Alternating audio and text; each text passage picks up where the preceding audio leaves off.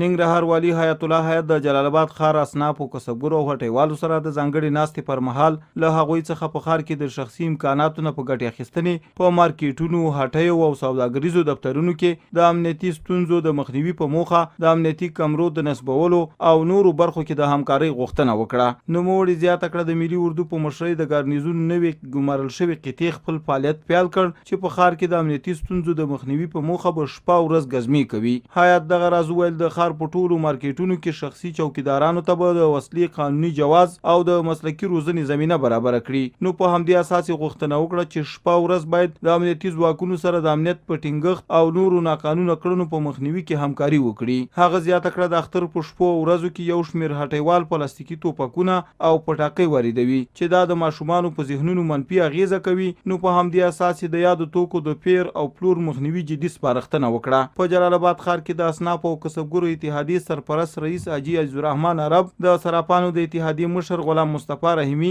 د خوراکي توکو مشر حاجي باز محمد او یو شمېر نورو وویل د ښار په ټولو مارکیټونو کې د شپې لخوا چوکیداران شتون لري او ډاډ ورکړ چې تر دې وروسته به د امنیتي ځواکونو سره د همکارۍ په موخه د ورځې هم خپله دنده مخې ته وړي. دوی دغه راز ننګرهار والي سره د یو شمېر وړاندیزونو او مشورو شریکولو ترڅنګ نوموړي ته په ښار کې د امنیتي ستونزو په حل او نورو برخو کې د پوره همکارۍ ډاډ ورکړ. د ننګرهار امنیه قومندانۍ د امنیت امیر سمونوال اغاګل الهام اصناف او کسبګرو ته ډاډ ورکړ چې شپه او ورځ به د ښاریانو د سر او مال خوندیتوب لپاره هڅې کوي او هم له هغوی غوښتنه وکړه چې د شک پر مهال ورسره د ټلیفون پر کرښه اړیکه ونیسي.